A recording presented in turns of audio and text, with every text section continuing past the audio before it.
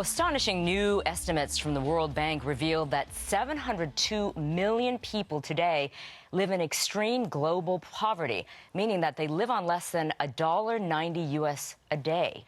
Eugene Cho is the founder of One Day's Wages. Cho invites everyone to simply give just one day of their wages to the less fortunate living in areas like sub-Saharan Africa and Southeast Asia. Thanks to his efforts and supporters, the organization has engaged in nearly 90 projects in more than 30 countries and raised in excess of $3.5 million since 2009. Eugene is also an author and recently released his first book, Overrated. Are we more in love with the idea of changing the world than actually changing the world? Joining us to tell us more about his work around the world and how you too can participate in the One Day's Wages movement is Eugene Cho. Eugene, welcome to Full Frame. Thank you so much. It's a joy to be here. Thank you. It's great to have you here, and I can't wait to talk about all that you're up to. Well, first of all, I got to ask you, how did you guys come up, you and your wife, decided to come up with this concept of giving away one day's wages? Where did that come from? It's a great question. I was on a trip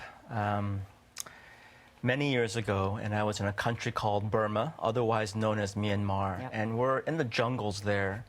And I was there to do some research, personal research, because I've always cared about issues of injustice and poverty and such.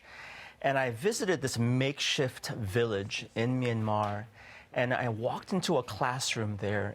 About 15 tables and chairs, makeshift classroom. There was this beaten down chalkboard in front of this classroom.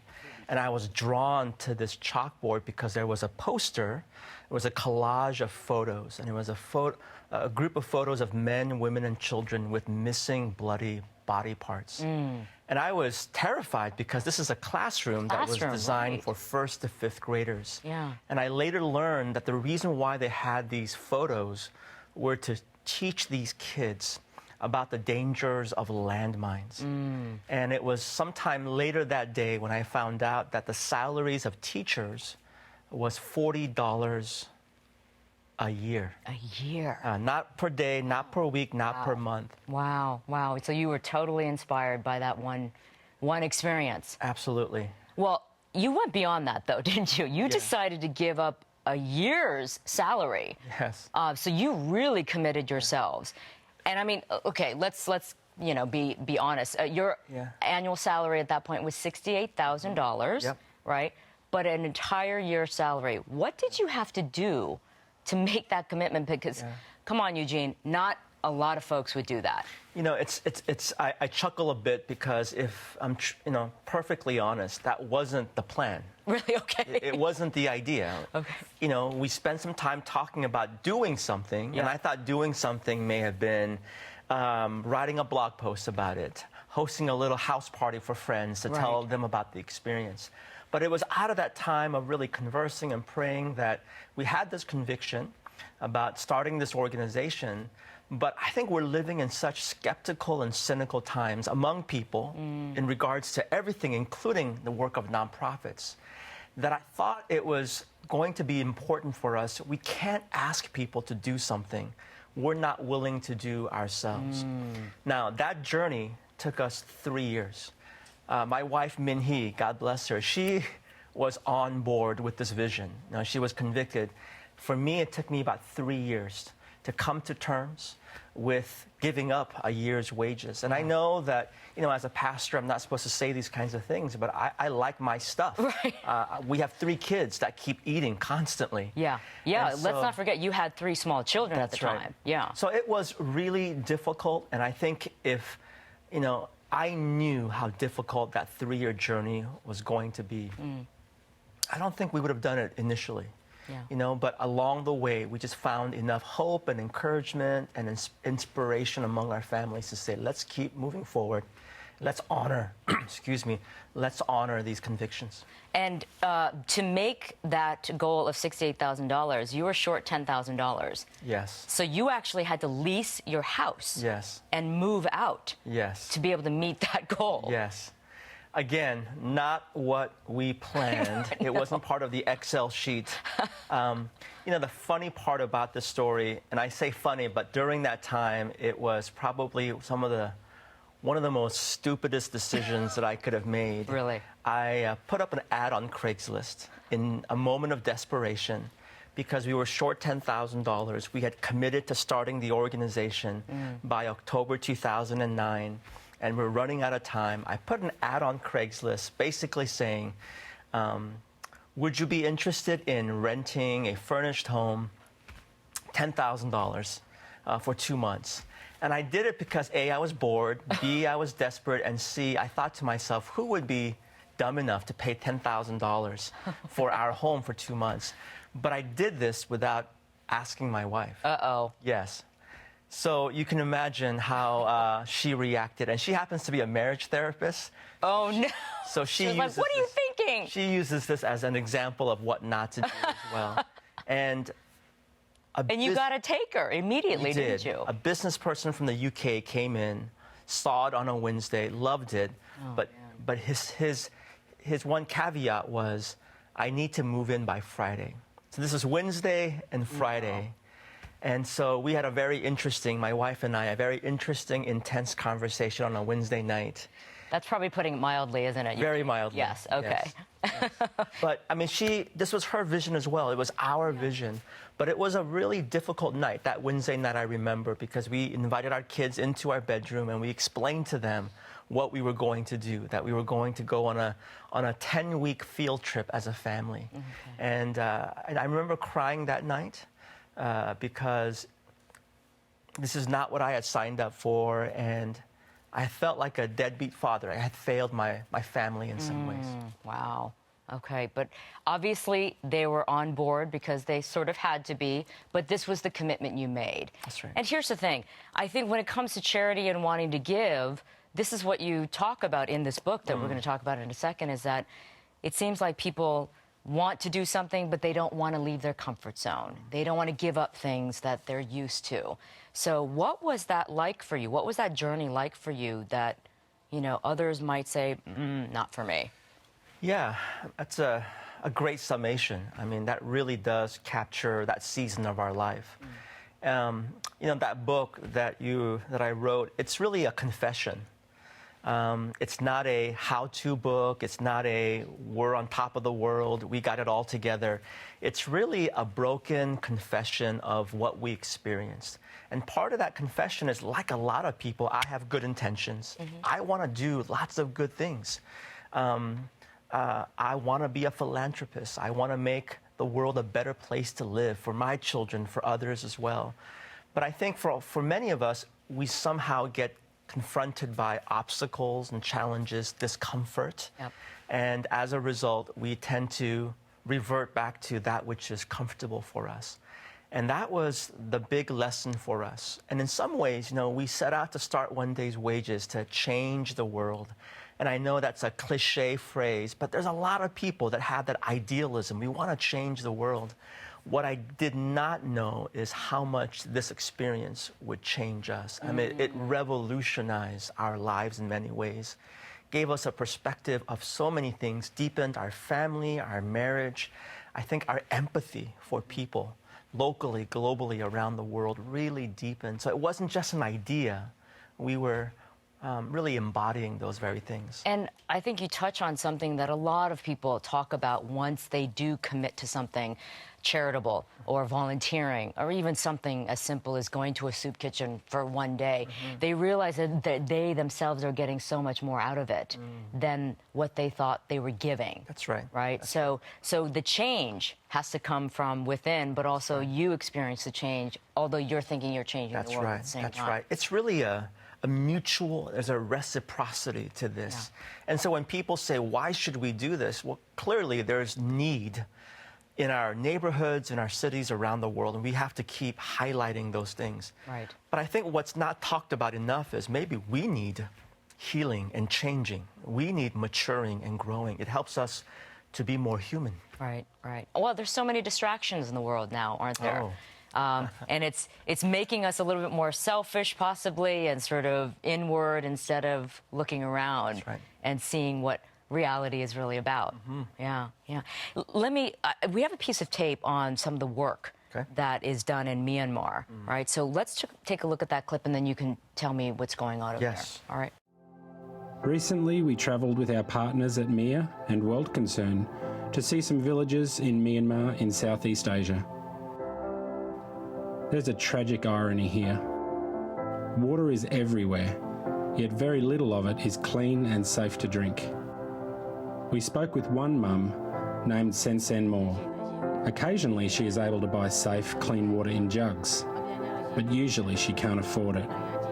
So Sen Sen Moore and her 2 daughters scoop up dirty water and drink it. It gives them diarrhea, parasites, and it could threaten their very lives. I mean, this is the harsh reality of life in Myanmar for so many.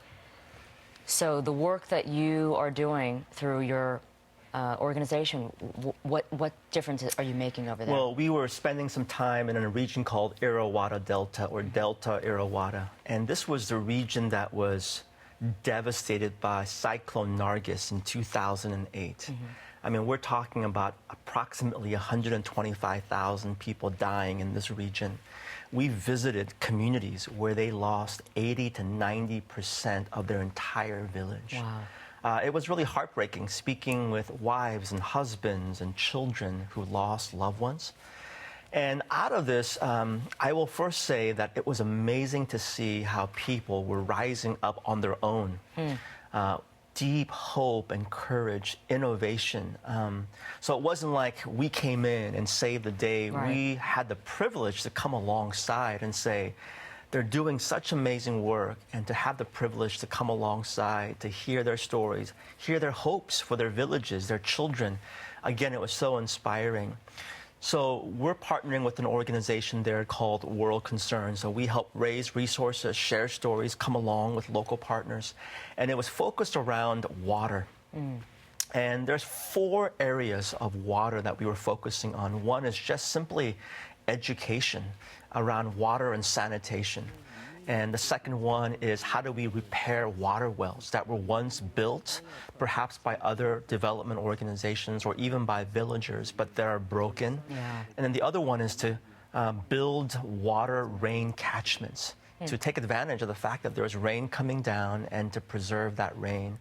And the last one is to build latrines, again, because water and sanitation has to always go together. Right. And so we were working with 7 communities, impacting thousands of people. And so it's been such an encouraging thing to, again, be a part of what these villagers were already doing. It's so nice to hear that they were already lifting themselves up in such a tragic situation.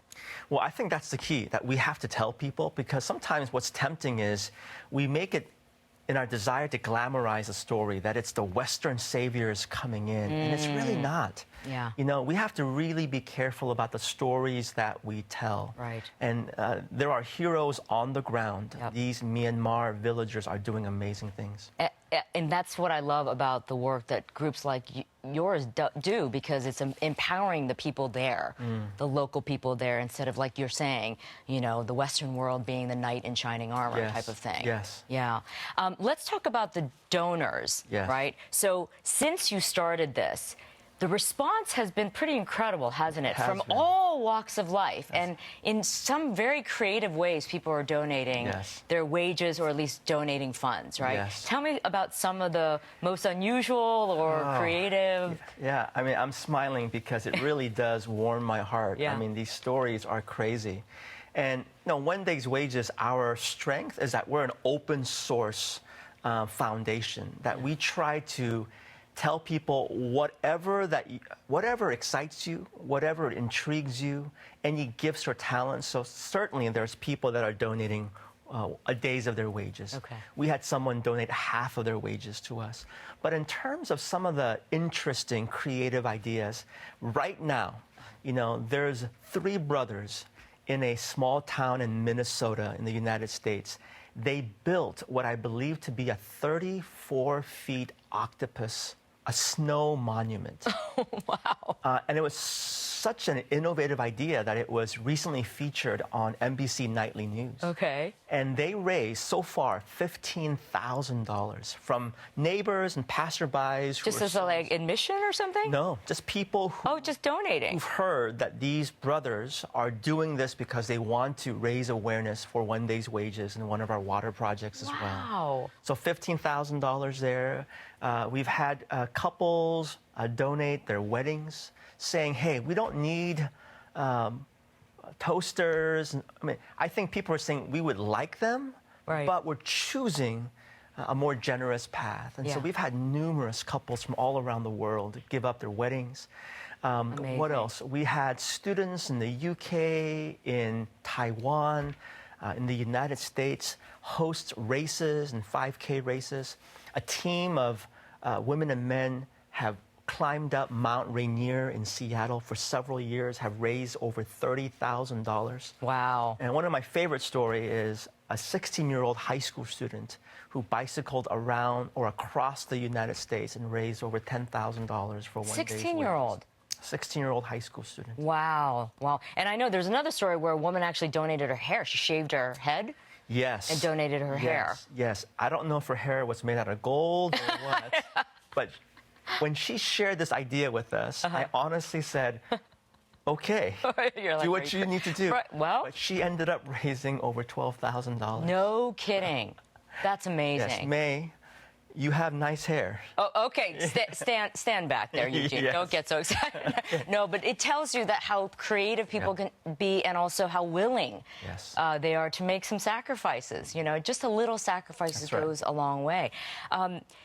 You said something, though, that struck me, and you said that you think that we may be among the most overrated generations in human history. Yes. Right? What did you mean by that? Well, it's certainly a blunt statement. It is. You know, and I've gotten some pushback from folks. You know, I think it's simply to acknowledge two things. One, I mean, we are living in extraordinary times of extraordinary resources. Yep. And, you know, for us, for me, for you, for us, particularly in the Western world, it's not necessarily a bad thing, but I think we have to simply acknowledge the fact that we're living in such affluent times where we have so much resources. Yep. A lot of folks don't want to acknowledge it because we're constantly being reminded we want more or need more. I mean, that's, in a sense, the whole seed of materialism. But the second thing is that we're also living in times where so many people feel empowered or drawn or compelled to do something. Lots of ideas, good intentions, but we stop when it gets difficult. Yeah. And so it's kind of the merging of those two ideas that we need to pursue ideas and convictions and causes that we really care about, and not simply like it on Facebook, tweet something out. That's right. Or whatever it might be. And that's what happens. You are bombarded with images and stories of all these causes all over the world because of social media. Yep. But then there's a disconnect in terms of, oh, I'll read about it, but that's kind of where it ends. Yeah. Right. In some ways, it's a call to go deeper. Yeah. That we can be so surfacey. There's a terminology that's been used recently called slacktivist. You know, we want to be activists, but we're kind of lackadaisical. I've never heard that. And so that's funny. They call much of this generation slacktivists. Now, I think it's a little unfair. I think the jury's still out. Yeah. I think, you know, the subtitle of my book, it should be pushed back on, but I think it's a question we have to ask ourselves. I'm curious. You immigrated with your family when you were 6 from Korea, and me also being Korean and of Korean immigrants. Did something about that experience, you know, is that part of in your DNA that made you into who you are and wanting to do more to give back? Absolutely. Yeah. You know, I came here when I was 6, and I mean, you know this, as an immigrant, it was hard. Yes. It was traumatic. Yeah. Came here, and in 3 or 4 days after, was in first grade in a public school system, experienced the feelings of being marginalized, otherized. And I think in some ways it always gave me a perspective of the margins, the outsiders in some way, a deeper sense of empathy. Right. But what's also interesting about my story is it was a bit later in my life as a teenager I learned about my parents' story. They were born in what is now called North Korea. And this was back when they were children. There was only one country, one Korea. But they were what development workers call IDPs, internally displaced people. They were refugees, and they had to flee south. And they experienced such poverty and hunger. And hearing their stories and also learning about how people, both within the country but also from international countries, came to the aid of parents and the Korean people. That's a deep legacy. I'm moved by that. And I think about the rise of the Korean economy. Much has been shown, demonstrated to us. And I think we have a responsibility, a privilege, to pass that on to others as well. I'm very moved by what you say because it's a very similar story for me. And so I definitely feel that also from my parents, having gone through that hardship. It does, it has to be part of you. That's right. You can't not be moved by it and affected by that. So thank you for sharing that story. Well, Eugene, it was a pleasure meeting you. It's tremendous what you and your family have started this movement. And I'm so glad that so many people are jumping on the bandwagon to help you out. So keep on doing the great work that you do. Thank you. Thank you. Once again, his book is called Overrated. Great read. So I thoroughly enjoyed it. Thank you, Eugene. Thank you very much. All right. Well, coming up next, taking a stand in the fight against extreme poverty. Stay right there.